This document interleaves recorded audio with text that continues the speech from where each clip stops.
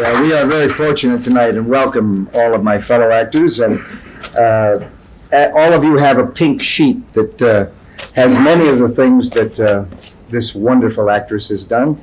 And of course, you see at the top the name S. Epatha Merkerson. And I know somebody's going to ask this, so we may as well start it off. What is the S for? Sweet. Sweet. Now, I had down scintillating, superior, and after meeting her, sexy, but I work with that too. That's wonderful. But I guess it means nothing? Nothing. Nothing.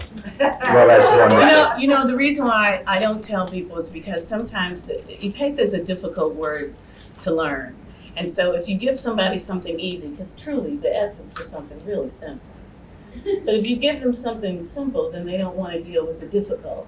So I prefer you just take a little time to learn my name. That's all. That's the only reason. That's great. But if I tell y'all gonna tell somebody, they gonna tell somebody, then I'll be walking down the street and say, hey!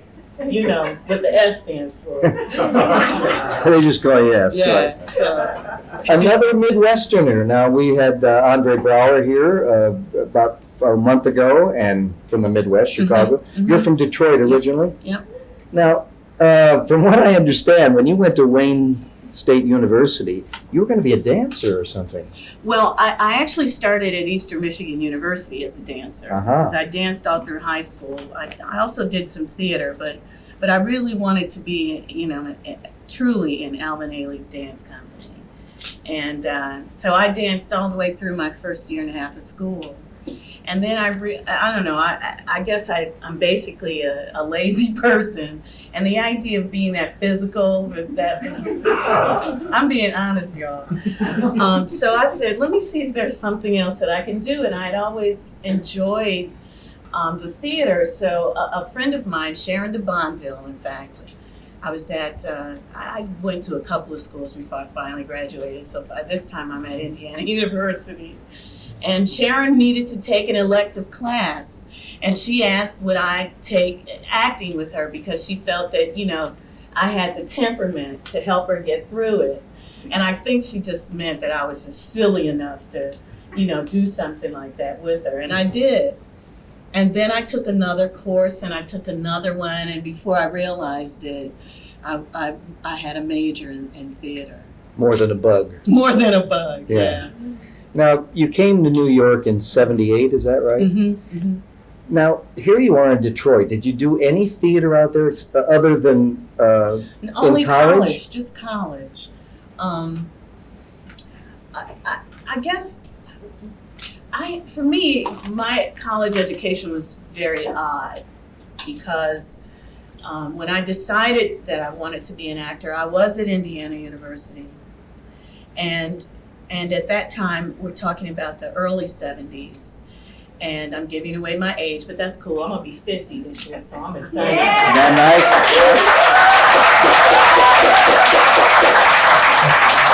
You know, when you live long, you forget about not telling your age. I mean, that's the way I look at it. I've lived this long, I'm going to tell you I'll be 50 this year. So, and that time, it was really...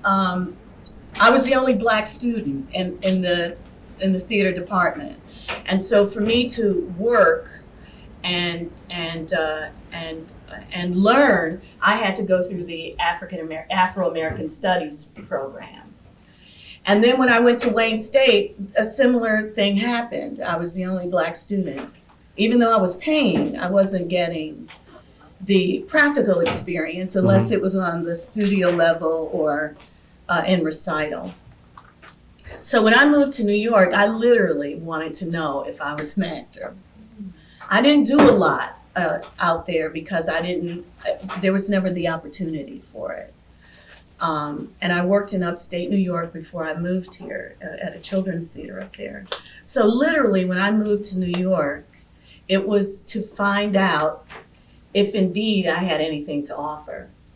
Because although I had gone through 6 years of college and had this Bachelor of Fine Arts degree in theater, I wasn't sure. I had always gotten really good grades in the classes, but I never had that practical experience, which is really very important. I mean, it's one thing to study, but at some point you have to do it. And so when I moved here, that was my quest. Am I an actor? Mhm. That was my question. Now, did you think of LA and New York, or Never just thought New of York? LA. Never LA. Never crossed my mind. Yeah, Because theater is New York. that's what I wanted to know. Theater is New York. You go to LA to do movies and television and waiver theater, whatever that is, to be seen. But I wanted that really, it was the smell of the grease paint. I really came here wide-eyed and Bushy tail. yeah. Thank you. My tail was bushy.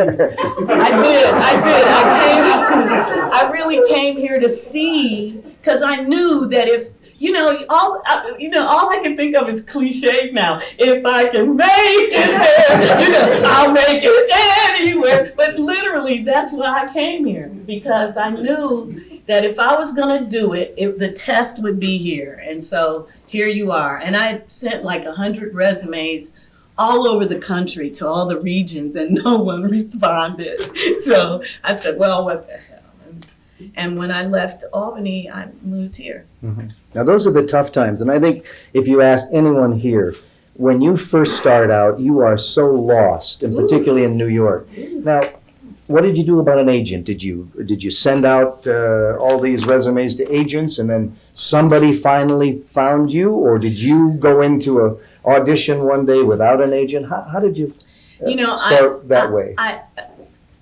How do I explain it? It's kind of about that story that I told you about my friend. Right. I had a friend, and remind me of the question, because I know I'm gonna get lost. That's all right. Menopause. But I had a friend when I first moved to New York. My first big job, my equity job, was an understudy for colored girls who have considered suicide when the rainbow is enough.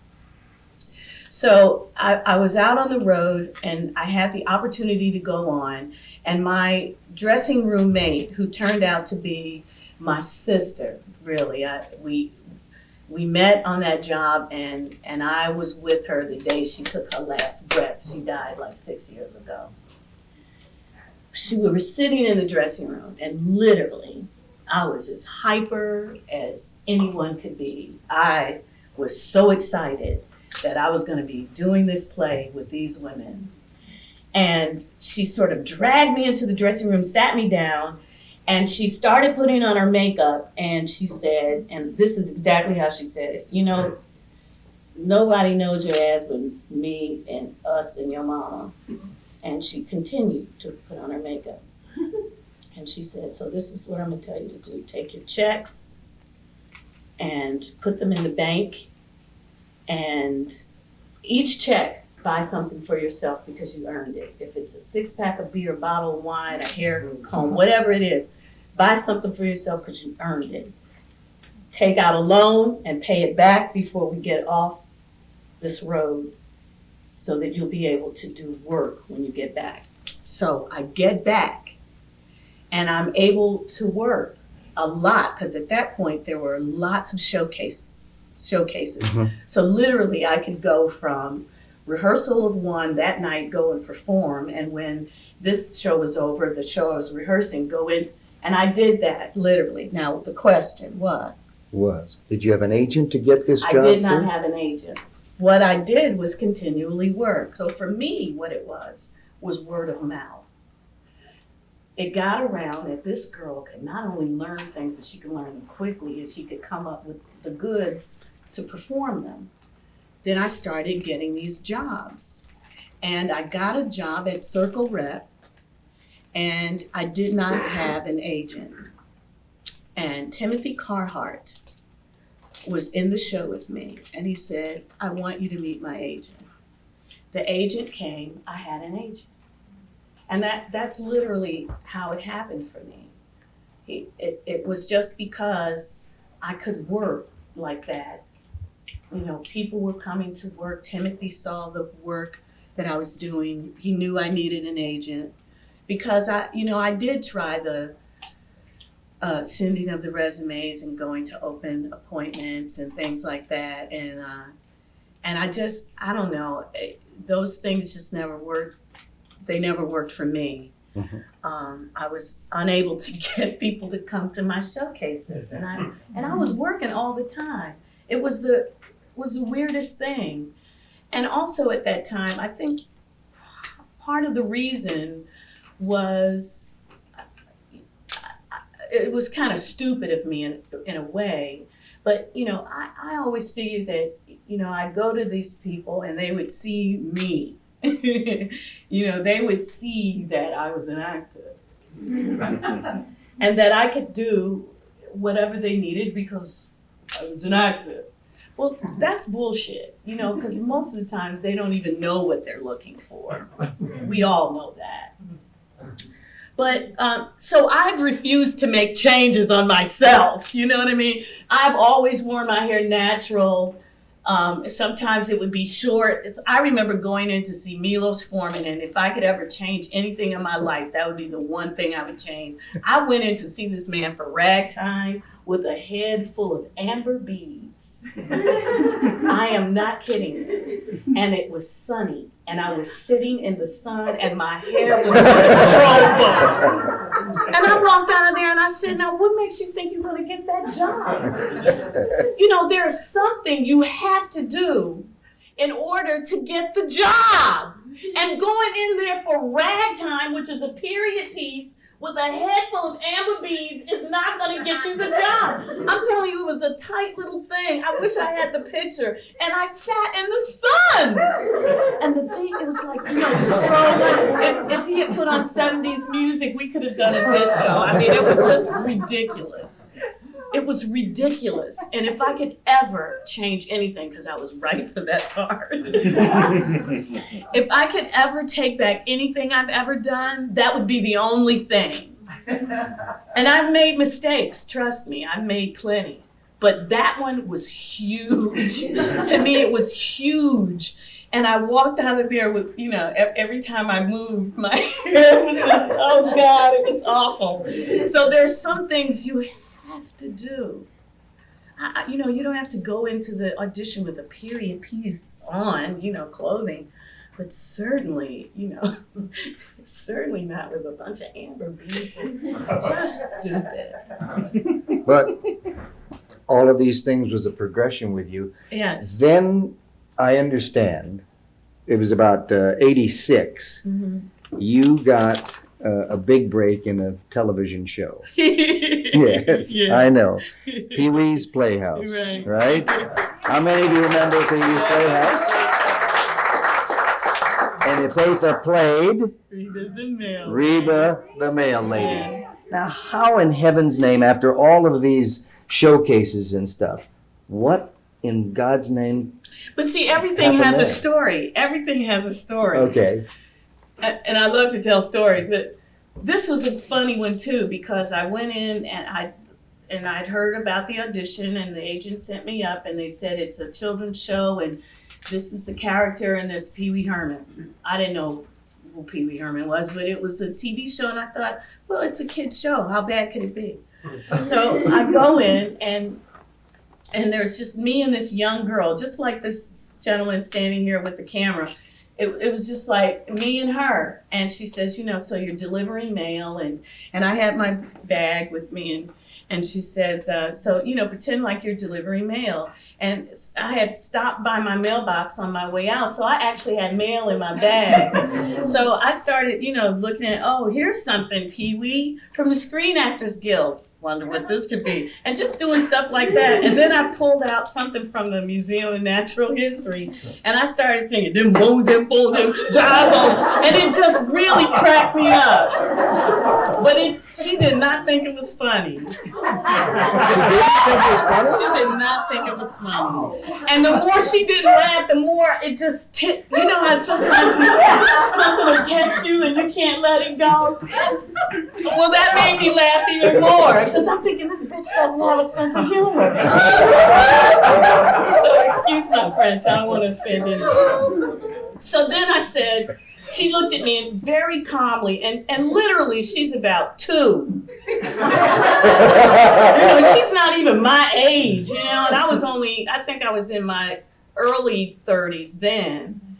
And so I look at, or mid 30s, something like, but I look at her and she says to me, you know, why don't we try it again? And I was like, okay. And you know, again, it's one of those times where it's like, you know what, this is not really that important. And I went and I got to the bones again, and I said, them bones. And it cracked me up again. I mean, because she had no sense of humor. And it's a kid show. You know, lighten up. That's what I kept thinking, lighten up, Miss Thing, just lighten up. So she looks at me and she goes, you know what, I think maybe we should just leave it the way it is. And all right, that's cool. So I left and I went to work that day. I was doing a play up in Jersey, and I got to the theater, and I'm sitting there with one of my favorite people, Georgine Hall, and I said to Georgine, I had an audition today that I really messed up, and what did you do? And I told her, and she just laughed and laughed, and I said that was the reaction that I was waiting for, I never got. So I just let it go, and then, I don't know, about, I bet you 2 months later, my agent calls and says, you know, they want to see you for this Pee-wee thing. And I said, I did that. And he said, well, they want to see you again. And I'm thinking, okay. So I go in this room, and there are like 6 people in the room. One of them looks like a 60s reject, and I hear his name is Paul Rubens, and then I kind of move on. And I read with this guy.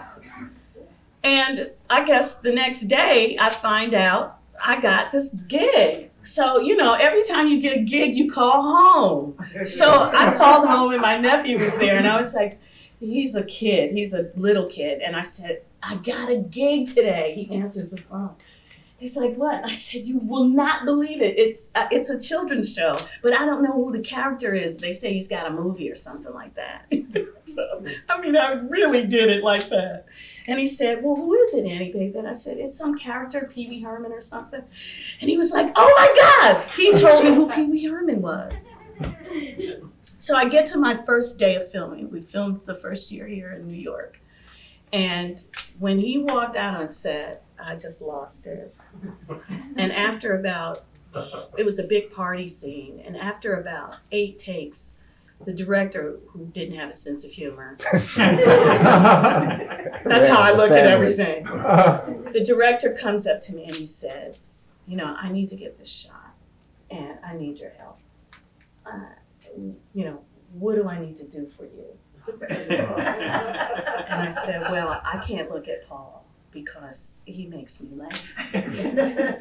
And he looked at me and he said, well, concentration work? And I said, then I realized, oh, you know, you could lose this job. And I said, is it okay if I don't look at him? And he said, sure. And Paul overheard the conversation. So he's got this tray of hors d'oeuvres, and he's got pigs in a blanket and this and that. And when he realizes I'm not looking at him, he starts going. And for some reason, that gave me the impetus to not laugh, because I realized, oh, he's messing with me. He's messing with me. And I can't give in to him. So we get through the scene, and we have been fast friends ever since that day. That's what I hear. He is one of my best friends. Isn't that wonderful? He's a lovely guy. I heard you're still close to him. That's Very great. close, yeah. That's great. Now, you were that show for 5 years. 6. 6 actually. years. Yeah, it was 6. 86 to 91 or Yeah. Right. Whatever. It would be. Yeah. Yes. And it was great because every time, after the first year, it was filmed in LA. So I would have to fly out to LA, which was kind of cool. And it was actually my first time in LA when I went out for the show. And literally, you know, I expected to see Hollywood. You know, I had no idea LA was as industrial looking as it is. I was so disappointed. Mm-hmm. I really expected to see, you know, glamour and, you know, I don't know what I expected, but when I walked there and when I got there and I saw how industrial of a place it looked, I was truly disappointed. But it was my first trip to LA, and every time I'd go out, I'd ask them to send me early because I would go to the set. Every time there would be something different on the set.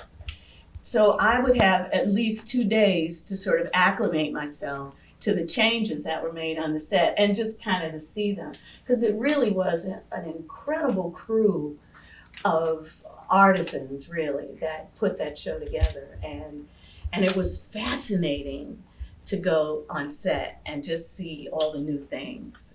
It was just fascinating. Do people still recognize you from that show? Because of my hair. Because of your hair? Yeah, they not quite sure if they know me, but they know Reba with this hair, and then they're not quite sure if, oh, you on NYPD Blue or ER. Yeah, you get that.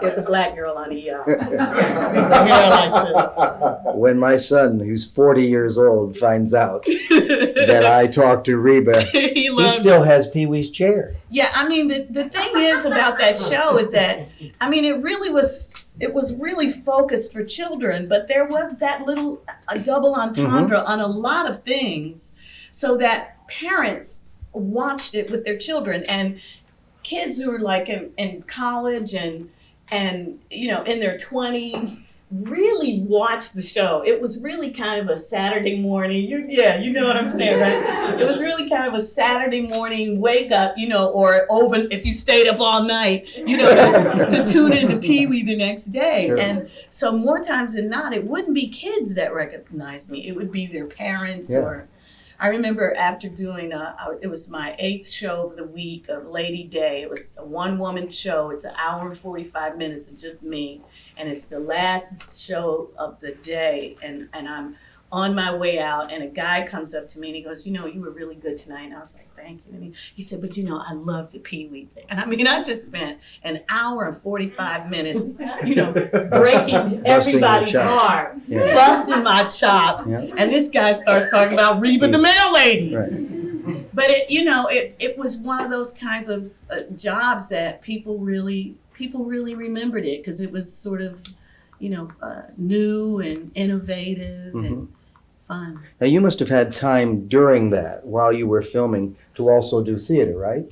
Oh yeah, oh absolutely. And this is when you did the piano lesson? Yeah, I did piano lesson around that. Anybody see the piano lesson? Yeah. Wonderful. What a great show. Tell us a little bit about piano lesson. Well, that was really another one of those moments that sort of worked out. You know, every now and then you get a gig that just is for you, and everything just falls into place. Because I'd never auditioned for Lloyd Richards, had never been offered the O'Neill, which is a big theater summer thing to do. I'd never met August Wilson, but I knew Meg Simon, who was a casting person. And Meg Simon got me that job. Meg Simon is singly responsible for whatever my career was beyond Lady Day. Single-handedly, because of her faith in me. She got me that job without an audition. Without an audition? Without an audition. My heavens. And I remember this woman calling me in California while I was out doing Pee Wee, and said her name was Karen Carpenter. And Karen Carpenter was dead. I mean, it was like so weird. And I was like, Karen Carpenter? Okay, who is this? Who's messing with me? And then she said, no, I'm the stage manager for piano lesson. And I was like, okay, and she said, well, I'm just calling to let you know that rehearsal starts such and such. And I'm like, who is this? And she said, my name is Karen Carpenter. I'm the stage manager for piano lesson. And I said, we'll go through this again. Yeah, okay. All right, Karen Carpenter, I'll see you whatever date it was. I'll see you then. And she goes, okay. And so I called my agent who had been looking for me. I don't know how this woman got my number, actually, because I was staying with a friend. But my agent had not been able to catch me, to tell me that I was going to be doing piano lessons. So immediately I said, oh my God, I just made the biggest ass out of myself. Please give me this woman's number so I can call her back. And I called her back, and she accepted my apology. She said, yeah, it was kind of weird. I said, but I didn't know. I didn't know that I had gotten the job. And literally, that's how I got the job. And I can honestly say that, you have experiences in the theater or in film or whatever it is, whatever your discipline is, you have these experiences, but there's one that stays with you forever. And the piano lesson will stay with me forever. It was also, I said I wanted to go to Broadway before I turned 40, and I was 38 when I got that job. And it was just working with Lloyd and with August was probably the most enriching time of my career. And the ability to be able to work with the caliber of actor that I worked with, and just that whole experience. I mean, there are times that you do something that is a marker in your lifetime, and that is a marker. Well, things really changed for you, though. It did. I mean, with the Tony Award nomination, the Drama Desk nomination, all of these things. Yeah. From that, obviously, some TV things came your way, some movie things came your way. Yeah, actually, it was mostly TV, and the thing that came my way was Law and Order.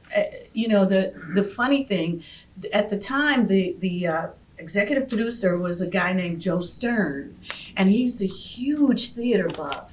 So he had come to see Piano Lesson and got me in on an audition for the show. So I got the script, and I remember that night the company manager used to, I smoked then, and that's one thing that I'll talk about too, but I smoked then, and so the company manager used to come into my dressing room, and have cigarettes with me, and we would talk about what was going on. And she said to me, what's happening? I said, oh man, I got this script today of this TV show that they're shooting here, this thing called Law and Order. Man, it's the best TV script I've ever read. And she said, well, I'll bring you a tape. She said, because you're here at night, you don't see the show, I'll tape it for you. So she brought me the tape the next day, because I think my audition was like 2 days later. And the first thing that hit me was that music. Boom, boom, boom, boom, boom, boom. I was like, woo! And the episode that I saw, the hero, Ben Stone, lost a case. And, up until sort of Hill Street Blues kind of thing, the hero never lost. And this guy lost a case that he shouldn't have lost. And it was just a great show. And this particular episode that I was reading for, there was just so many things in it for not only that I felt would entertain, but that would also teach. And for me, the best of television is a teaching tool. That's really my thing. I think that if every show would have the ability to entertain as well as teach, TV would be an amazing instrument of learning. But anyway, I go in, I get the job. So I did. And this was not Van Buren. This wasn't Van Buren. Yeah. This was Denise Winters. She was a cleaning lady whose kid was killed because a teenager could not read. So he went to the wrong place. I mean, there were just so many issues chalked in that episode. And to this day, after 9 years of being on the show, it's my favorite episode because it was just so well written. And it really, at the time, even to this day, it speaks to, what I feel, my focus is, my personal focus is in this world of art. Now, it took almost 3 years from this time when you did that part until you took over the part that you have now. Yeah, Lieutenant Van Buren. Van Buren, yeah. And I understand you also did another thing for Dick Wolf, Man in the Machine or something. Is that Yeah, when he that saw was- you again? No, or how did Man that and Machine happen? I got from doing Law and Order. Right. Because Dick, the nice thing about Dick, and this is really true, you guys, he's a loyal man. He's a real bastard, and when it comes to like the nickels and dimes of things and how shows are run, but he's a loyal man, and you can't beat that in the world. Someone who will work with you, enjoy your work, and then use you again. And he's really wonderful like that. And so from the Law and Order episode that I did, I was cast in a show called Man and Machine. That was really bad. It was really bad. It was like a sci-fi kind of cyborg detective thing. It was really bad. It was really bad. And so there I was out in LA, doing this thing. And then when that fell through, NBC told Dick that he had to bring women onto the show or they were going to cancel it. And so he called me in and we talked about Dewey Van Buren. And then he called me back and he said, NBC's having trouble with your hair. And I was like, Oh, network. my hair? What's wrong with my hair? Well, you've been seen in quite a few, because I had done like maybe 3 shows in a row with NBC with my hair like this. And I said, took my hair out, brushed it back. See, I learned. Brushed it back, put a little bow in it, and when I walked into the room with Dick, he laughed at me for like 5 minutes, and he said, this is it. So literally, I got Van Buren because of my hair. I mean, if you could take that all the way back to Milos Forman and see the irony in that. You know what I mean?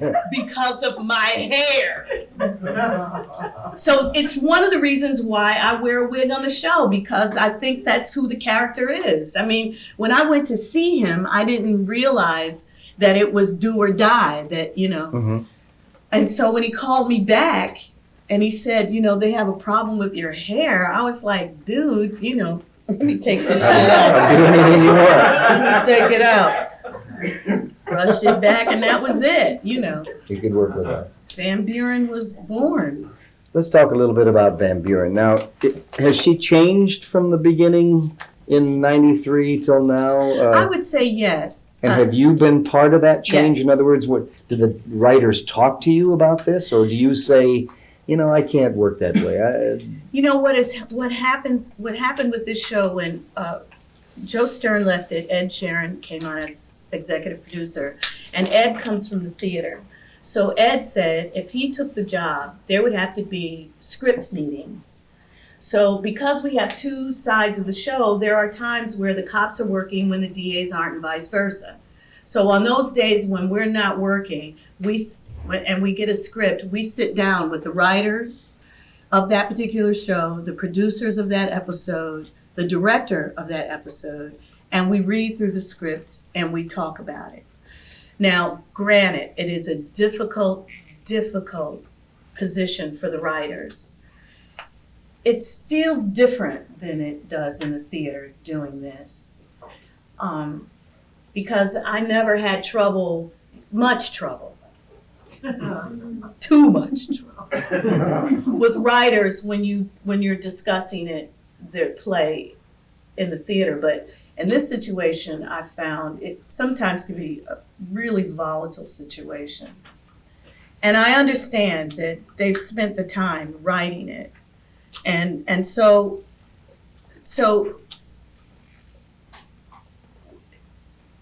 how do I say it? It's not a delicate thing, but we all sit down and we discuss the script. And so in that, I have been able to ask that Van Buren, because when I first started, she was buttoned up like this. I mean, girlfriend was tight. She didn't smile, anything. So I've asked over the years that we find, because the character is a mother, that we find her in these situations where she can be nurturing and interrogation. Bring a woman in to interrogate a woman, or someone who's a little shy. I've been able to, sometimes they would write her like she was so smart, I like the fact that they thought the woman was smart, but she's got to have a crink in her somewhere. So I've been involved with them in terms of saying, you know, let her ask a question of the guys. You know, after a while, it's a drag. Yeah, do this, do that. How does this bitch know all that? And what does it mean about these guys, that they're not smart enough? So we'll make changes like that. So it has been a real hands-on experience, even, and I think everybody would agree that it has added to the texture of the show because we play the parts and they're writing 24 episodes. We're playing one character.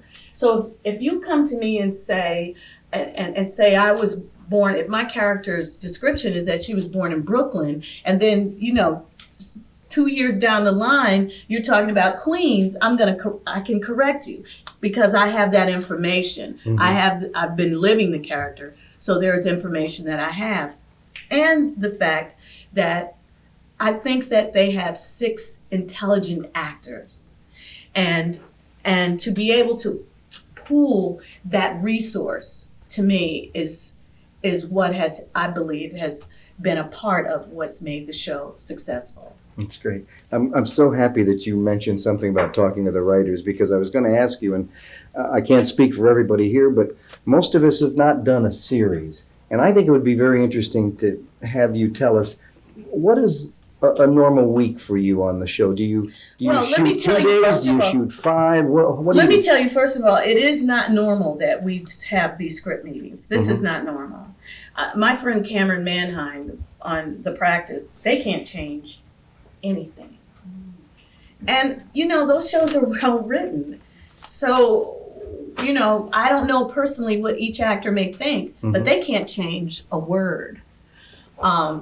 And we certainly have that ability. But our day is, we do an 8-day shoot. So it takes 8 days to do the hour. And out of the 8 days, because I am really considered a supporting character, out of the 8, I work anywhere from 1 to, say, 6 days, depending on how I'm used in the episode. It really is, for me, it's probably, for myself and Diane, whoever the 2 bosses are, it's probably the best schedule in show business, really, because, you know, out of like this episode we're doing this week, I work 1 day. I'll do 4 scenes and they'll all be shot in the 1 day, and the rest of the time I'm free. And so, you know, I'm really grateful for this job. And let me tell you the difference between appreciative and grateful.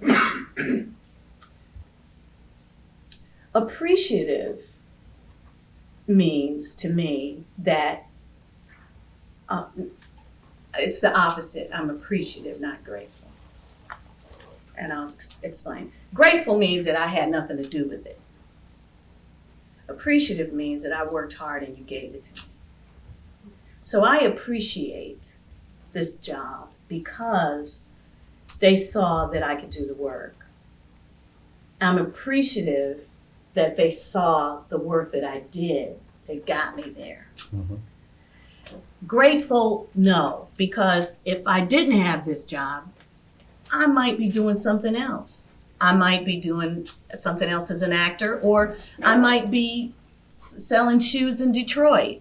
I mean, I would be doing something. I would be making a living. But this was the profession that I chose, and these people saw that I could do the work. And so, you know, the days that I'm not working, I try to find other things to do, to busy myself. I quilt, and I love reading, and I'm trying to produce now. Y'all need to turn that air on. I'm getting ready to have a hot blast. Jesus. This is how it is, kids. All you girls that don't know, you will know. Back to the 50-year-old. Baby. Okay, I'm cool now. Mercy, thank you. It's warm up in here. But you were asking me about a day. It's my day is easier. I mean, I don't want to sound cavalier. That's the important thing here. I want you to know that it is work. Any way you look at it, it's a gig, man. And even though it might be an easy gig, you know, I still have to put my time in when they call. And there are days, like the last day I worked, they got my schedule so screwy. And you know, my whole thing about this job is they pay me to do whatever I'm supposed to do. So they've got me up at 4:45 that morning. And I got to set at 5:30 and was told the schedule had been changed. So I went in my dressing room, because I can, and I laid down and went to sleep. Somebody came in and woke me up and said, you know, we had a problem with something, and so we're going to move your scene. Well, do you want me to go home? Well, no, it's only going to be this. I ended up sitting for 8 hours, but they pay me. So bring something to work. I bring my books, I have my music, I have my quilting. I like to talk, as you can see, so I'll be up in the production office, but they pay me to do that. And so my whole attitude, because you know, sometimes people get things before they're really ready for them. And we read about that, about those folks who have too much too soon. And that's what happens. Anything in Screen Actors Guild, baby, is first class when you're working. And so it's important to know that when you're being an asshole, you're screwing up 120 to 200 people who have to who work with you. And nothing is given. You gotta give something to get it. And so, you know, I bet you can ask anybody on that set what it's like to work with me, and they'll say it's cool, because I appreciate what I've been given, because I worked hard to get there. You know, some people think that, you paid for Law and Order, hey, because I've been on it so damn long. But there was a whole lifetime between that, and it's important to work with people and have them enjoy you. To me, that would be my legacy.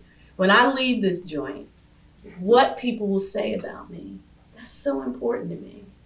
And I want them to say, you know, when Epatha was around, the work was done, but we had a good time. And that's what happens on our set. You know, we know Jerry Orbach wouldn't have it any other way. He's a lovely, lovely man. But it's important that, you know, all that you do, you take all the good with you. Because there's some bad stuff. There's going to be a lot of that. And I'm sure a bunch of you already know it. Jobs you really thought you should have gotten.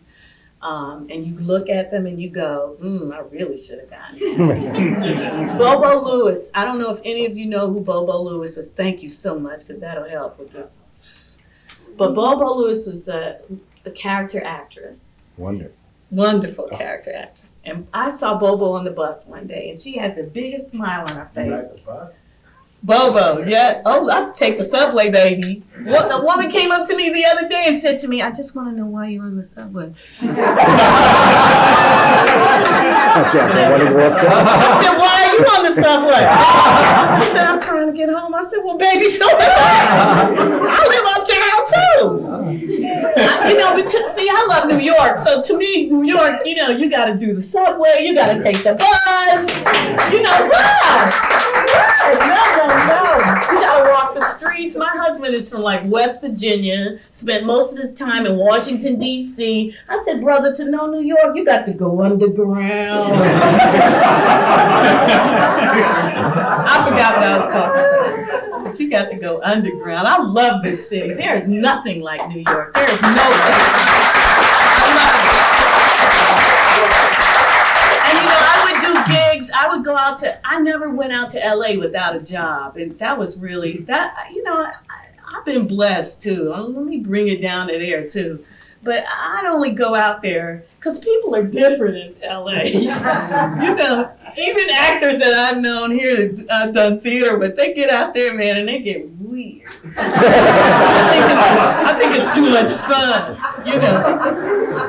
I remember going out there, after Pee Wee, I said to this friend of mine, I think I'll stay just to see what it's like. And she said, yeah, that you can stay here, that'll be great. And I said, cool. So, I stayed about 3 months, and I was auditioning like hand over fist. It was great. And people were giving me this feedback. It was like I was doing Lady Macbeth every time I went in. And then at the end of 3 months, I realized I didn't have a gig. I was so good. Give me one line. So I don't care for LA. New York is my space because I believe that the actors that we grow here are like root actors, man. They're like the salt. And there's nothing like it. I mean, I went to see Elaine Stritch the other day, and that broad is old. But she'll tell you that. Elaine will tell you that. I love her. I did a little movie with her. She is so fabulous. And she's just, just raw up there talking about her life. It's really all about her life. But you could just see the history in her. And you know that her place is there, that is where she belongs on stage. And even if you're like straddling the line, if you want to do it or not, when you see people like that, it's infectious. And she's just fabulous. I'm sorry, I'm getting off. No, you're not. I'm so happy you mentioned a friend of mine, Jerry Orbach. The two of you are almost like standard bearers on Law and Order. You've been on there, I think, longer than anybody else. Yeah, he's got 1 year. He's got 1 year on you. Now, is it difficult when there's a cast change for you when people come on? Is it about the same feeling? We've been really lucky because everybody that's come on has been really good. They've been really nice people. Because I think after a while you work with people even when you're on the road, you know that, or you do a showcase, that the time that you spend with the people that you're working with, or you do a little independent film, whatever it is that you're doing, you may do extra work with people, often on the same people. Whatever it is that you do, you end up having sort of a little camaraderie or even a little family unit, and that's what Law and Order is. And we've been very lucky. The people that have come in have temperamentally been able to fit into the group. So it's been a smooth transition. That's good. When you think of your being cast on the show, to me it's a win-win situation completely. First of all, they get a heck of an actor. Secondly, they get a woman. And third, they get an African-American woman. See, I say first they get an African-American. No, and I wouldn't. Second, they get a woman. Well, you're a hell of an actor, though. Now, how has that changed since you've come here to New York? It's changed tremendously. It seems there are so many wonderful parts for men who are African-American, but I'm wondering, is it helping with the women too? It all needs to be better. I mean, I think even though there have been more parts for Black men, I believe that it still has a long way to go, especially when you talk about television. Because in film now, and Black folks are, Latinas and women are doing their own thing. But on television, it's pretty much an old boy network still. So there is much room for improvement. But I certainly believe that from the time that I moved here till now, there's been a tremendous change. And I say that because I've been able to be on television for 9 years. I think I have been on this show, the only Black person that's been on TV this long. I really think I have that distinction. I think you are. And And I believe that, but I do believe that there's room for change and more. Mhm. But you see it happening on every day. You see it happening every day. There still has to be a show where the main characters are Black folk. That still Mhm. hasn't happened unless it's comedy, and so yeah, there's room for change. Good. You've said you've been on 9 years. The next question probably is, what's next for you? Well, it's funny because everybody on the show thought that I would want to direct, but I know that I want to produce, and I'll tell you why.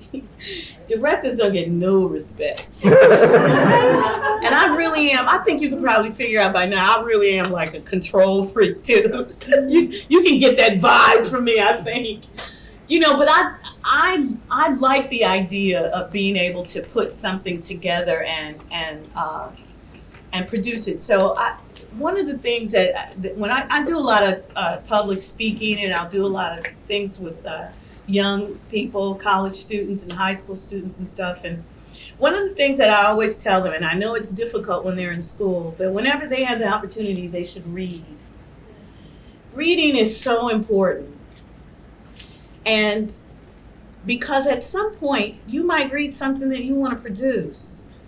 You might read something that you want to bring to the public, as well as write. But reading will open you up to scores of things, and the ability to do it now. I mean, it's possible to do it, and that's the thing that excites me. I look at some of the young Black filmmakers, and I might not agree with the types of films that they're making, but I certainly appreciate the fact that they're doing it. And I believe that given the opportunities, that the films will get better and better. I mean, for instance, people ask me why I listen to rap music. I think I'm a gangster bitch. I think I was born either too late or too early, because I should either be a 40s broad or a gangster bitch. But I started listening to it from the very beginning, and some of it is downright nasty, and some of it is downright ugly, and I don't like the way nigga is used. I don't like the way bitch is used, even though I use it myself. But if you listen to, if you ever want to know the progression of something from grassroots to where it is now, and I think that we haven't seen the extent of it, musically, what has happened with rap is phenomenal. So given the opportunity to grow, I think everything has its, the moment. I mean, there was a time where no one wanted to hear rap, and you can't go to the TV without it being on every commercial now. It's amazing. People dogged it, and now, everybody's making clothes, and, there's sayings that people use that come from rap. But it's that, using that as an analogy to reading and finding something that you really feel strongly about. Certainly you have to find the money.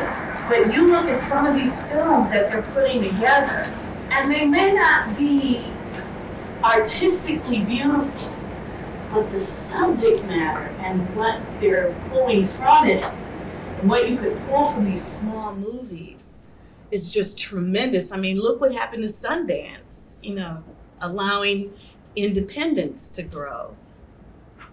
So I say to people, read, because you never know where this business will take you. You might want to be an actor now, but 10 years later, you might want to direct, or you might, I went to school with a guy who's now a Tony Award winner costumer, and he never did costumes while we were in school. But now Marty Pakladinas he's winning Tony Awards for his costumes and production design. So it was a thing that I said to myself when I came here, what is it that you want? Are you an actor? So I found out, okay, but what else can you do? Now, especially that I'm 50, you know, if Meryl Streep is not working, you know, you're not going to see Epatha Merkerson. You know what I'm saying?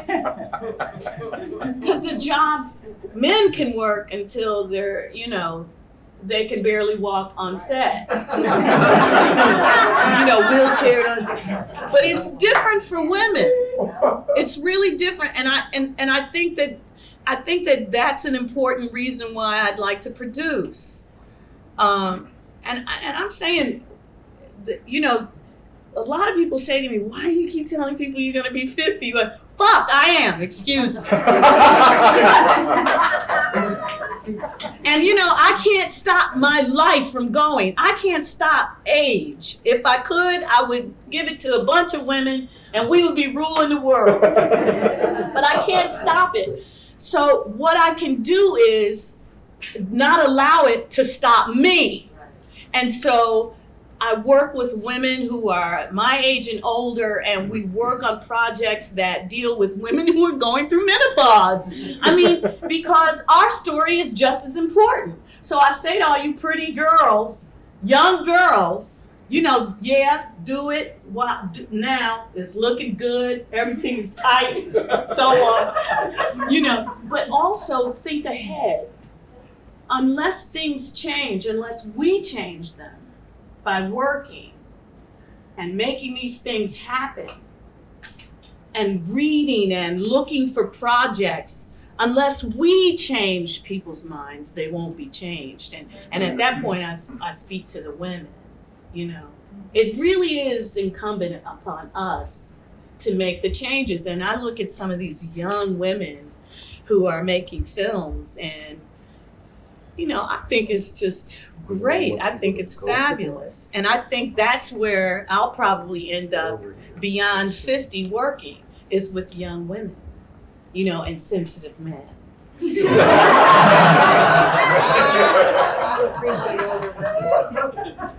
Yeah, I mean, you know, the older you get, it's true, the older you get, the better you get. It's, you know, but I still remember being a very vibrant young woman, is all I'm saying. And that shouldn't change as I get older. But the business, you know, you keep seeing, you know, these guys that are like going on and getting all these roles, and then you stop seeing Jessica Lange, you stop seeing Meryl Streep. These girls say, where does she go? Where does she go? Oh, there she. Oh, look at this thing. You know, she's still looking good, but the roles aren't there. So we have to start producing. So that's what I want to do. That's good. You mentioned something a long time ago, and I really want to let you talk about this. I think it's what you referred to. Something that's dear to your heart that has nothing to do with acting, but you're very much interested in fighting lung cancer, I think. Ooh, let me tell you, I am so into it. I lost 3 of my dearest friends to lung cancer. Women who were so vibrant. My best friend Yvette, and my friend Billy Neal, who was 44 and 12 days later was dead. My sister, one of my oldest sisters, is a cancer survivor, a lung cancer survivor. And I'm gonna do this, I'm gonna say this, and then I'll be done with it. Lung cancer kills more people than AIDS, breast cancer, and any of the other cancers. If you smoke it, I know, because it was one of the hardest things I have ever done. And then I started gaining weight. Now I understand why people went back to smoking. Each year you could see my ass get bigger on long. Because I didn't change my habits when I quit smoking. I told that to my sister. She said, God, I'm gaining weight. And I said, yeah, but you're not doing it on national television. It's not.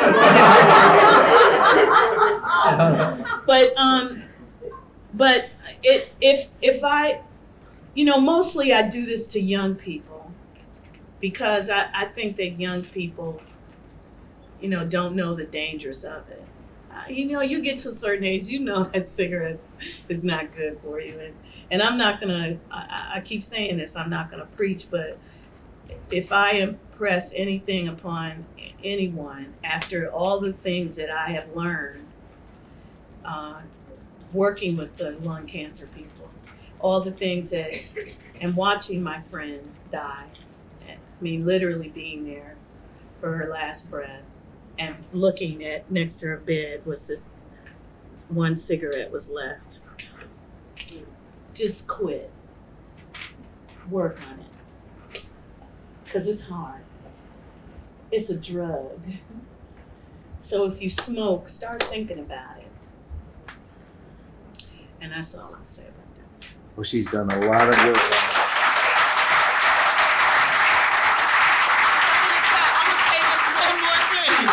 If somebody had told me that I would not have my friends with me when I turned 50, I would call them a big fat liar.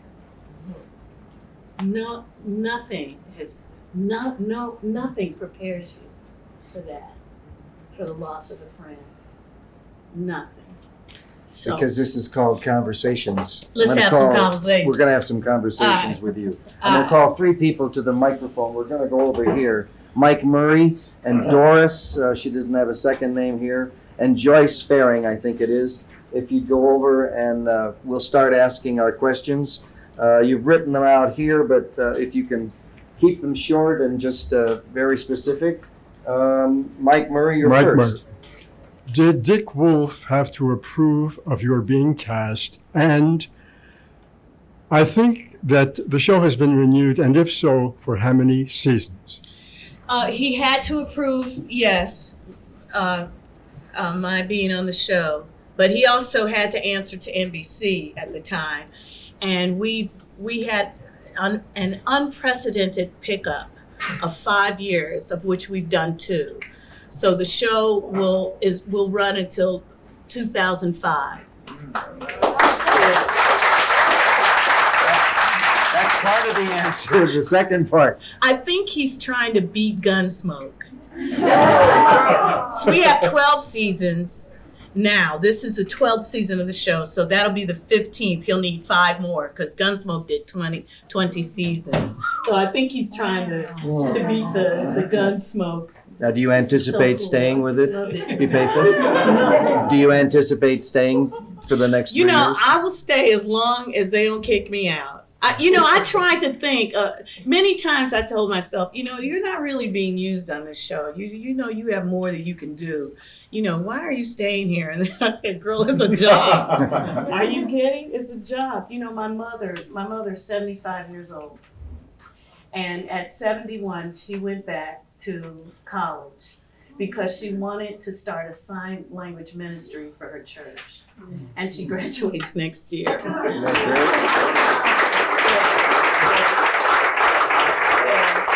It's kicking her butt, but Great.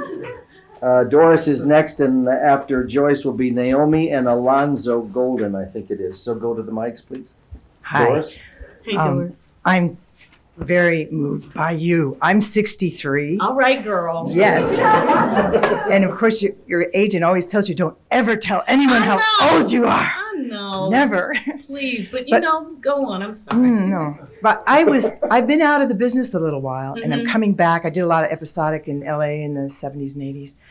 But like yesterday, I had my first reading for in a De Niro movie, and I had a short scene. But I was nervous. Yeah.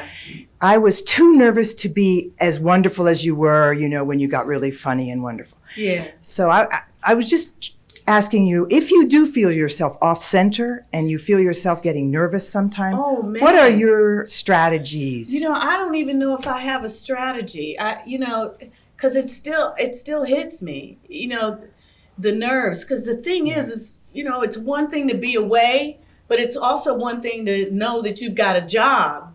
And, I don't have to audition for anything if I don't want to right now.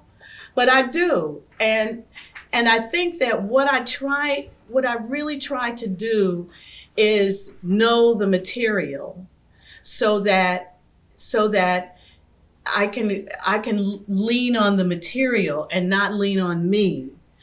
And it's easier said than done. I mean, I don't have any tricks other than, deep breathing, just try to be focused when I go to the audition.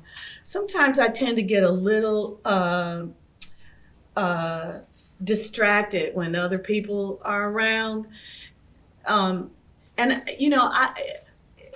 I don't know. I don't think there's any panacea or anything that I could tell you specifically that would help you. But the one thing that I know really that I'll use more times than not is a real deep breath, while I'm sitting there, just to stop that. Because it gets you. And it's also what's in your head about the job, I think. There are times where I'll go to an audition and I'll want it more than I should. And those are the times where I always talk too fast, where I forget, But if I go in and say I'm going to do the best that I can do, and I mean, it's really that simple with me. When I want it too much, sometimes it works. They see it and they'll say, okay, can you do it again, but this time? And then I can calm down. But I'm not really good at that. So I'm hyper more times than not. Dawn? Doris. I'm sorry. Martin, actually. Doris. So Yeah. If you do your close-ups without somebody, do you use people? It depends. It really depends. If I feel comfortable with the people who are in the room, then I like to pick somebody in the room. If I don't, and I feel I could focus properly, then I will. But more times than not, if I have to talk to somebody, I want to talk to somebody. Good. Thanks. You're welcome. Joyce Faring. Fearing. Fearing? Yes, thank you. Quite a coincidence. I was in a car with you on a very cold day. They gave us hand warmers. Oh, I remember that. I know your face was familiar. I was cast as an extra, having been interviewed by Ed Sheeran. There were two of us. I guess he liked my story. I came from Detroit, worked professionally there for 100 years. Wow. And you were smart to get out when you did. Hello. I came here and nobody knew me 10 years ago. And I was called in with another woman. He liked my story, I guess, and the exuberance I felt about the city and everything, starting life all over after being widowed 3 months before. Okay. I came here. At any rate, and we've all had opportunities, and I know you have, where something, hey, here is a chance. I was hired as an extra to be ex-Mrs. Briscoe at the funeral of our murdered daughter. That's where I know you from. Okay. Up And- at 155th Street. Yeah, right. And my question on the card was, where did I go wrong? I thought, God, here's an opportunity. Maybe I'll get another gig out of this that's a real gig. Actually, we were sitting in the car and the second team was standing out there in the cold, but she was getting paid. Yeah, as you a know what? stand-in. You know I got what? paid as It an wasn't extra. that you did anything wrong. I thought I'd get No, another let me tell chance. But if you know the show, you Yeah. know that we never deal in the personal lives of the people. Well, I thought maybe that was a twist. And that the thing is that you never know, because they've already established you as the ex-wife. Yeah. One of, because he's supposed to have more than one. Oh, yeah? Yeah. I didn't know. Those are things that we know because we're continually doing it. So these are character things about Briscoe. Of course, again, you never know, because you don't know how the stories are going to evolve specifically with the characters as they go. But the show has been, it's like tried and true. It's set in stone. And they never, unfortunately for the actors, they rarely go beyond how we feel at work. So it has nothing to do with you and all to do with the way the show is set up. There was nothing that I could have. Nothing. No. Trust me. That's right. Because the show, listen, if we can't get it to happen, you know what I'm saying? Right.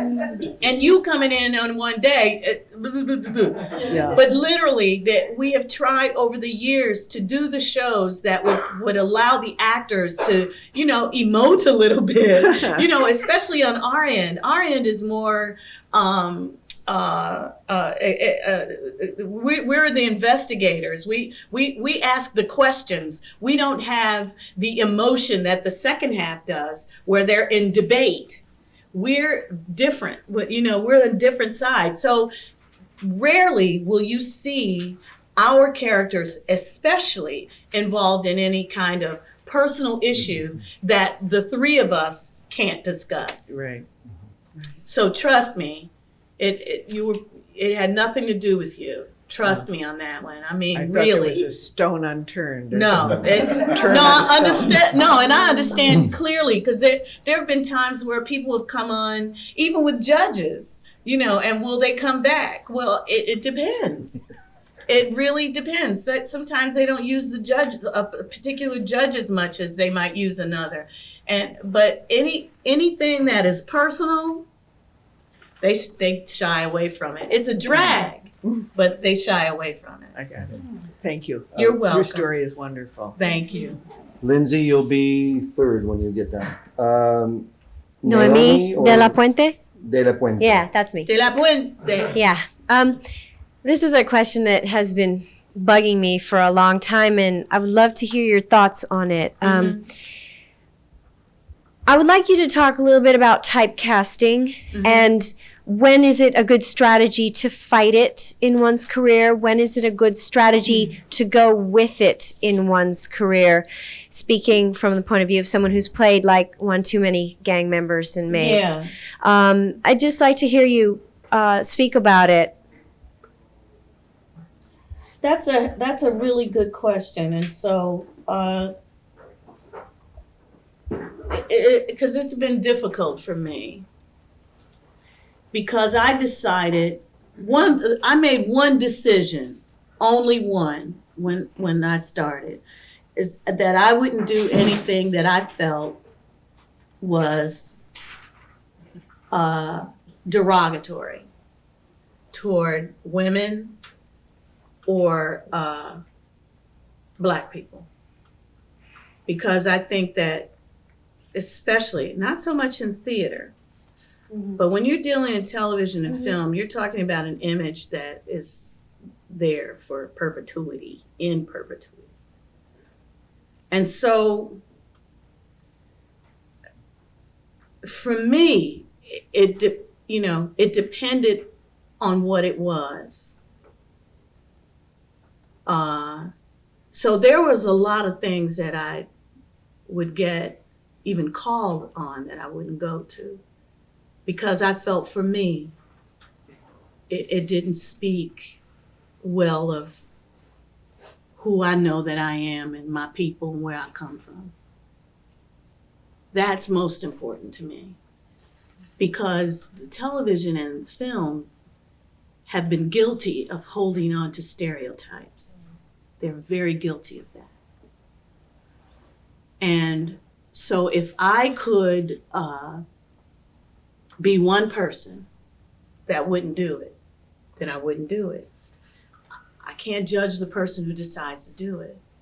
That's what I had to learn. Because I don't know their story. People have mortgages, they have children, they have lives they have to live. But for me, when it's all said and done, what's left that I have that people are gonna see will only speak highly of where I come from.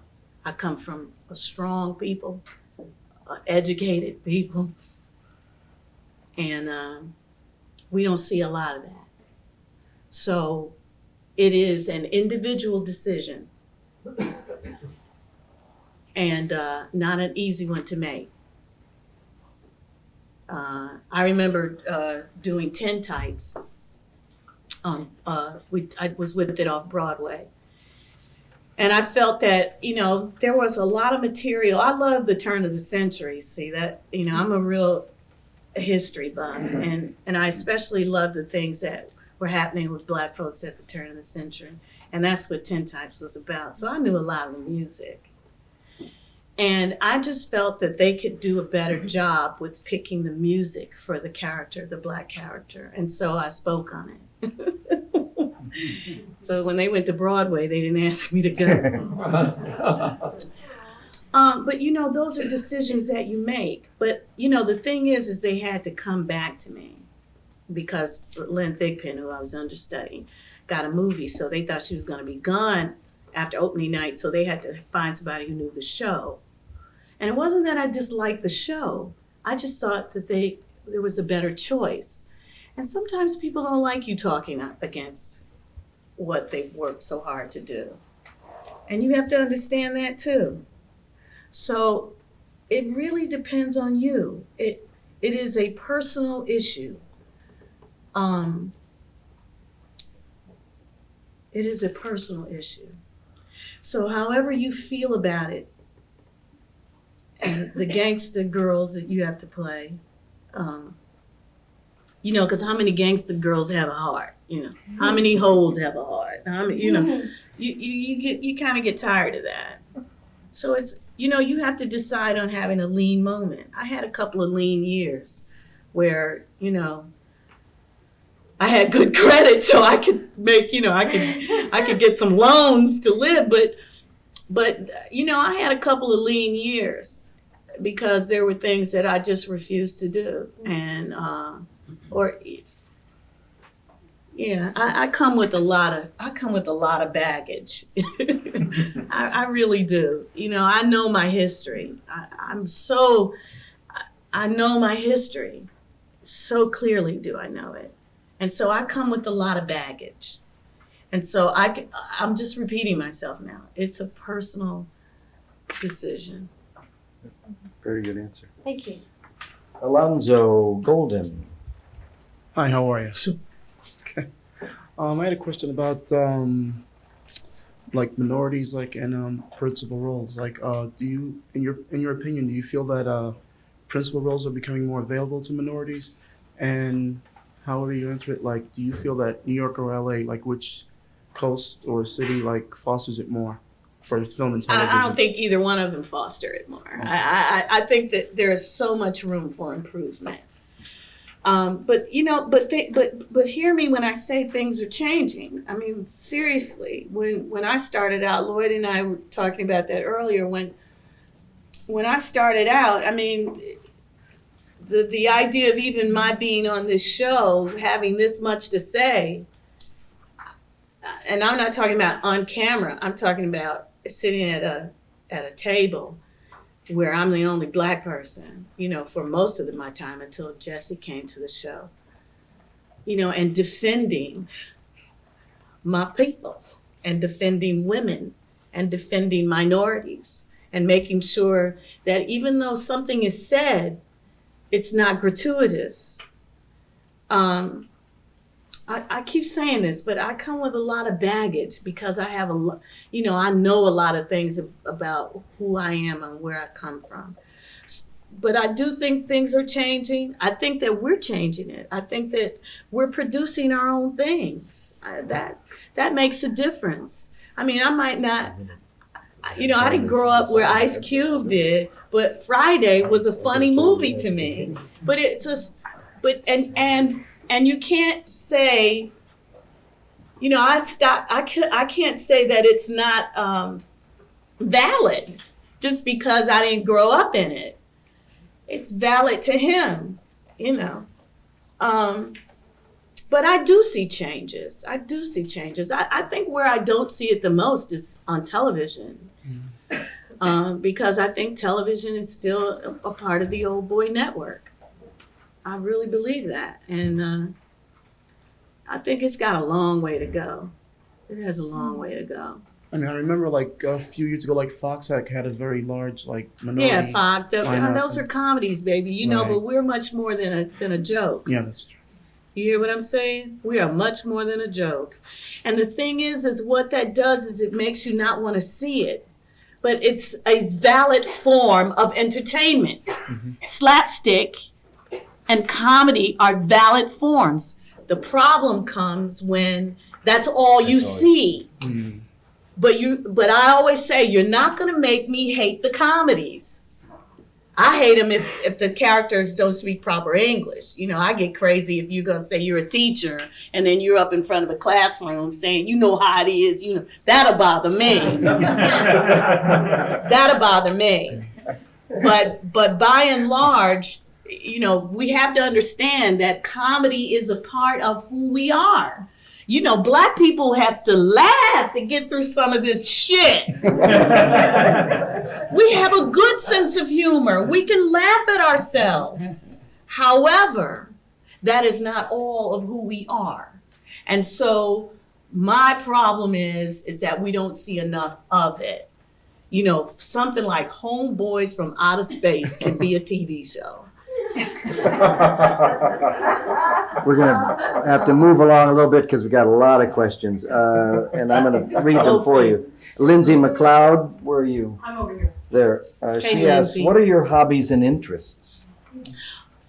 You addressed this a little bit already. You said quilting and reading and the lung cancer thing. So I just wonder if there's anything else. No, I'm a huge quilter, and I'm really, you know, people always, can we see your stuff? Can you see your stuff? But I make it and give it away because that's why I do it. I do it because when you're on set, you're sitting around a long time. And it's hard to read on set because the minute you get into that book really good, they're going to call you. They're going to call you. So I had to find something that would allow me to continue to be creative and do something, and busy work, do something with my hands. And I taught myself how to quilt. And then I took a class to see how much I didn't know. And I was surprised at how much I did know. So I'm an avid quilter. I read a lot because I have to do this commute. My husband and I, when I met my husband, he was living and working in DC. So because he has to be stationary, I'm the one that does the commute, and I don't fly well. So that Amtrak and I have so many friends, conductors on the it is so cool. They'll say, "Hey, girl, how you doing?" You know, I'll see them with T-shirts, Law and Order T-shirts on and stuff when they're off work. But anyway, I have a lot of time to read, and I taught myself computer. I got myself a laptop. I learned how to use a computer, and those are really kind of my hobbies. I like craft kind of things. I'm a real craft girl. So down at the house, I have a room, which is so cool. I mean, when you live in New York, more times than not, you live in a small place, and if you do any kind of crafts, you do it on the floor, you do it on the table, then you got to clean it up. But down at this, more times than not, that room is such a mess, and I love it because I can make a big mess. So I do all kinds of things, paint and, you know, draw and mosaic. I'm trying to teach myself how to do mosaics. I've broken too many things in my house now. I'm trying to get the Use 'em, put 'em chips. together. So, Radomir Luza Jr. Here? no, baby, Stay right there. Stay right there. You can't project. You can't project from there. You touched on this, but I'm thinking about moving out to LA. And to me, LA is okay, you know. I like the beaches and the nature. Well, there you go. And I like the fact that I drive there and not use the subways because I really hate to look at the people across from me on the subways. And But that's I know that's New York, I know, but that's what it's about. But anyway, All right. my question is, what is the difference, in your opinion, between New York and LA? Is one more productive for an actor than the other? No, it depends on where you want to be. That's all. I'm just talking about me. I don't like it out there because I don't need to drive. You know, I don't need to drive. I don't need the sun. I'm not a beach girl. You know what I'm saying? I'm from Detroit. So, you know, I like the change in seasons. And to me, you know, it really depends on the person. Again, it's a personal thing. I have friends who would never come back here if you paid them $1 million. They got out to LA and they were like, "Girl, I can't believe you don't want to come out here." The work, there's the quantity of work, Right. is film, especially when you talk about film and television. Yeah. The quantity of work is out there. You know, I'm a knucklehead. I'm just a diehard knucklehead. And I just like being in New York. I like looking at people. I like talking to people on the street. Stopping, folks asking me for money. Why should I give you the money? I like that. I like it when the guys get on the subway. 2 guys got on the subway with a basketball saying Mighty Mouse in Harmony. Do you know that? Here I come to save the day. I gave them $5. Do you think there's enough TV and film work in New York compared to LA? Oh, no. Oh, never. Because that's where it is. It's in LA. It's definitely in LA. It really depends on where person. Yeah, man. And if that's what you want to do, then you go out to LA. Because you'll prosper better there because your soul wants to be there. Yeah. My soul wants to be here. I still envision myself doing a Broadway show before I'm 60 now, because I miss 50. But I just like New York, and I think people, and most importantly, I've been able to work out of New York. Mind you, if most of my work I felt that I was out there, I'd be out in LA. Don't get me wrong. I don't have any responsibilities other than myself and my husband. I would be in LA in a second if I thought I couldn't work here. You hear what I'm saying? Yeah, I hear you. I just like looking at the people on the subway. My husband he cannot understand that. What is it about the subway? It's just life. It's people. It pulses. The subway pulses with humanity, man. It's just deep. You know what I'm saying?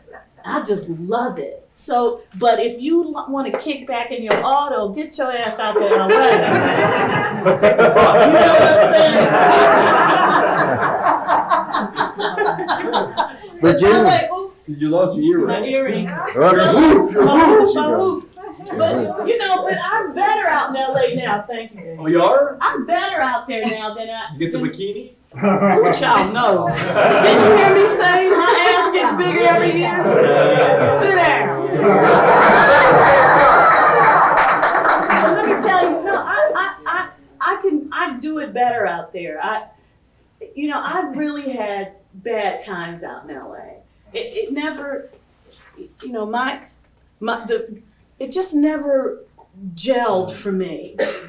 And I think you have to, my mother said to me, I can't believe you're gonna let this place get to you. And I said, but there's someplace else I wanna be.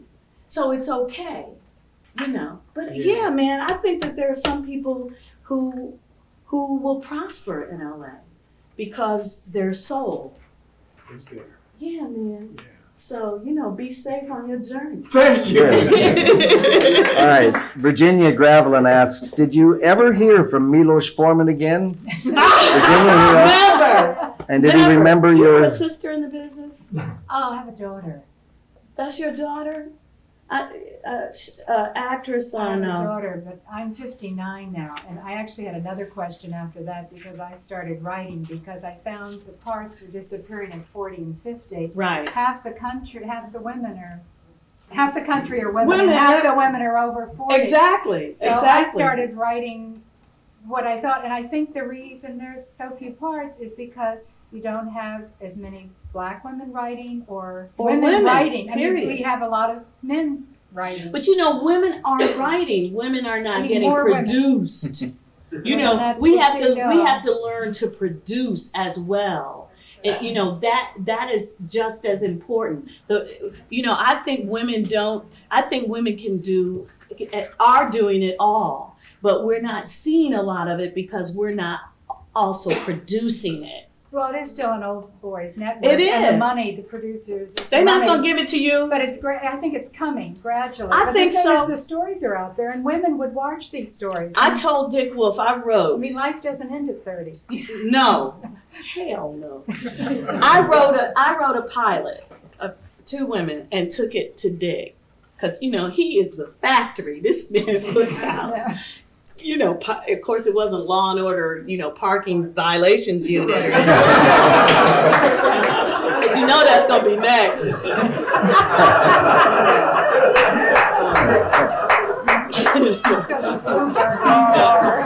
It's just crazy, you know, special victims, Law and Order, criminal intent, parking violations, I swear. But he, you know what he said? And he looked me dead in the face, and he never bullshits me. That's why we get along so well, because I don't bullshit him either.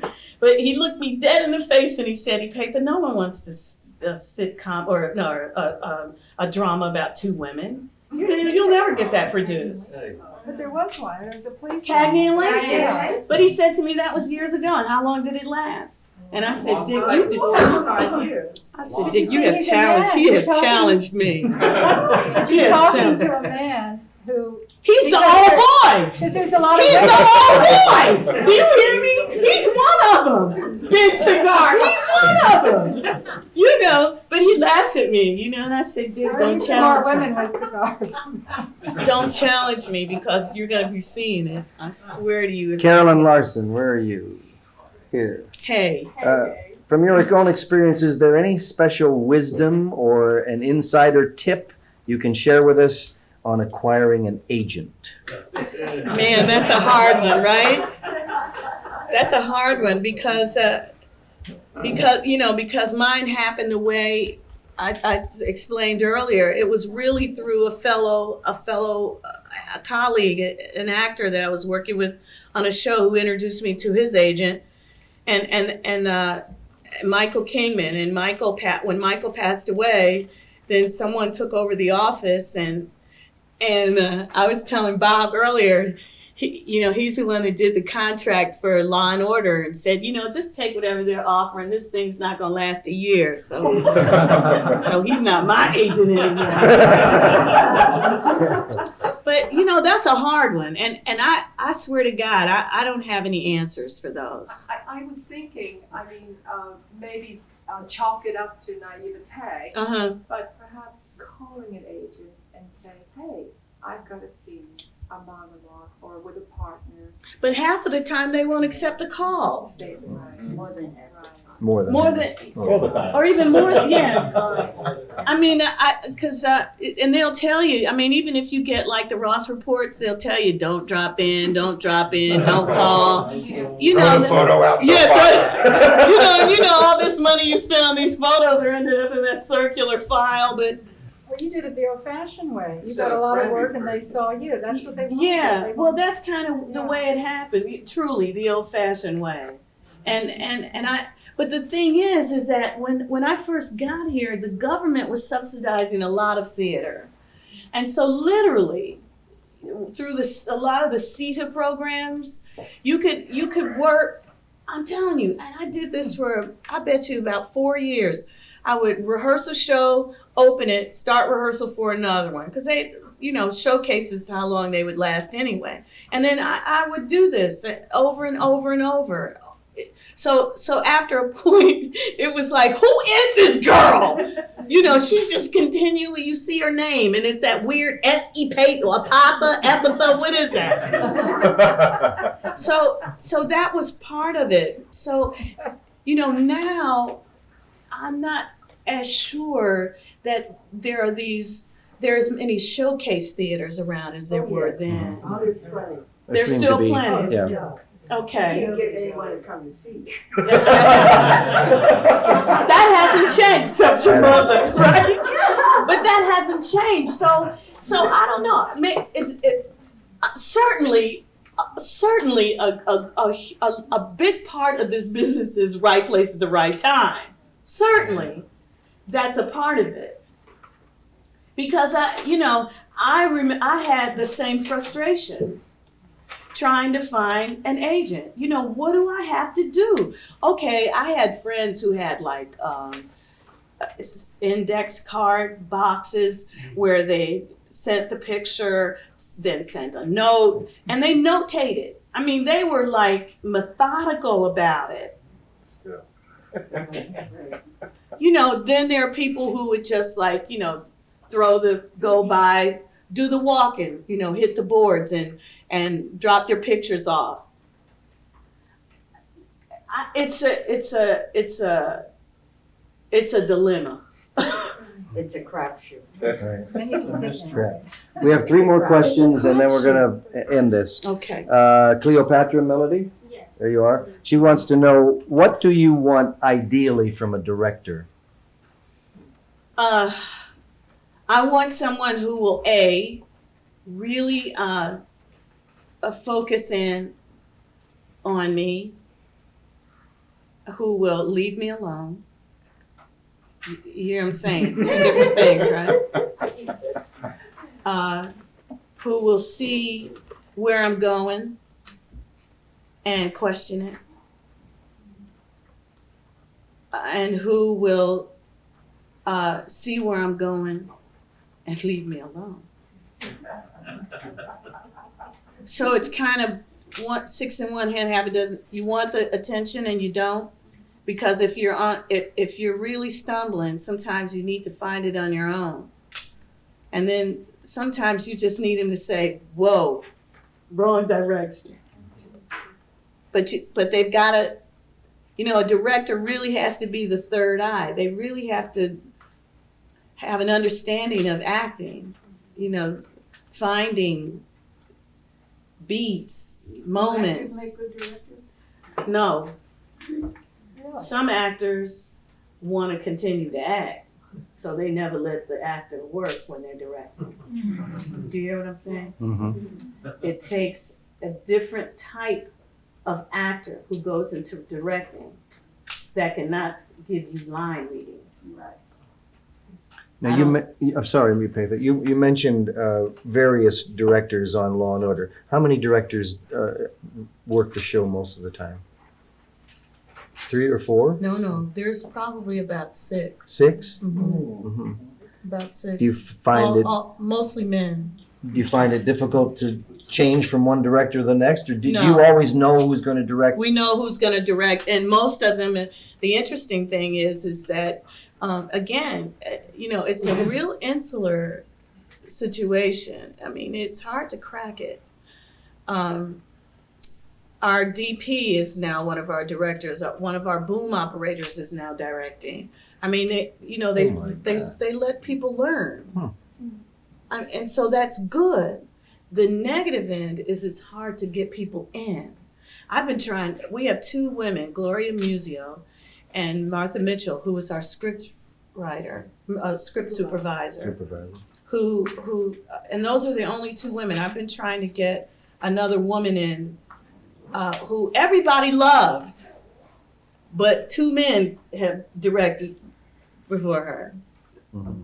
It's just really insular, and again, I say there's a positive and a negative to that, because if I want to do anything on that show, I know that if I go to the area and spend the time to learn it, I'll be able to do it as well. I mean, we've had like a Dolly Grip direct. So the possibility to learn and grow is there, but the of getting into that is almost very tough. Yeah. Molly Wasserman? Where's Molly? Molly got well, she may, but look, a good question. What were some of the things you struggled with before your career began to grow or take off, and how did you overcome them? I struggled with standards, morals, how I wanted to be seen. I struggled with my family coming to see something and their reactions to it. Those have really been my struggles and decisions. They've come from a standpoint of how I feel about the world at large. My being a woman, my being Black. Those have been the hard decisions. Mm-hmm. And then there have been times where like Passion Fish. I did a play with Mary McDonnell. Mary McDonnell was very close to John Sayles, and he came to see the show and said that he was going to write a movie for us, and indeed he did. Told me all about it and everything, and I was broke. And I got this job, Man and Machine, instead of doing Passion Fish. So you took that. So I took Man and Machine, which didn't last, and I think by the time the show by the time Man and Machine had been wrapped, Passion Fish was just starting filming. So you make choices, and you live with the choices that you make. I've never seen the movie. I can't see it because it was like, oh God, oh he paid. It was a movie. But it's the decisions that you make, and at the time I was broke. And so it was plus nothing. At the time I was broke. Takes it right down to the money. Yeah, and this was 3 months, and it wouldn't have been that much money, and this was like, I think it was like $10,000 an episode. So I was like, ooh. I can do that. Yeah. Alan Gary wants to know, what do you see as your dream role? Alan? Right here. Is that you? But I don't have one because, this could be a dream role, I really don't have one. I don't know if I've done it. I mean, maybe it was Bernice. Maybe I've done it already. Is there a character, somebody that you would admire, that you'd love to have a show written about? Ella Fitzgerald. Ella Fitzgerald. But I think Queen Latifah's going to do that. Lord, I told you I should have been a rapper, I'm telling you. Queen Latifah getting all the parts. She has gotten 4 parts from, that I went up for. I can't say they mine, because she got them. I went up for them. Queen Latifah, of course, she's like 20 years younger too. When you look at the pink sheet that you have there, and you look at all the things that she's done, from what? The Playhouse, all the TV shows. I think in 1998, I really found out that this woman made it because she did Hollywood Square. Now, when I see this woman here, with the kind of sense of humor that she's got, tell us about Hollywood Square. That was so, and Jeopardy. Yeah. Now, let me tell you about Jeopardy real quick, and this is the God's honest truth, y'all. The only reason why I did Jeopardy was because they give you $10,000 worth of Sony equipment. Do you think I would have gone up there and made a fool of myself for anything? I mean, Pretty good. You know what? I was so proud of myself. I don't know what to. The one thing that I said was, even though I came in last, I went through the category of literary Manhattan. Ooh. I was so proud of myself. I said, oh, well, they know I can read. But Jeopardy was, that's a nerve-wracking game. But Hollywood Squares was so much fun. It's just, it's doing that kind of stuff is like the perks. Yeah. Of Law and Order. It really is the perks of it. And those are the things that, I'll tell you the truth, my husband said to me one day, he had me laughing. He said, girl, you are really in a racket.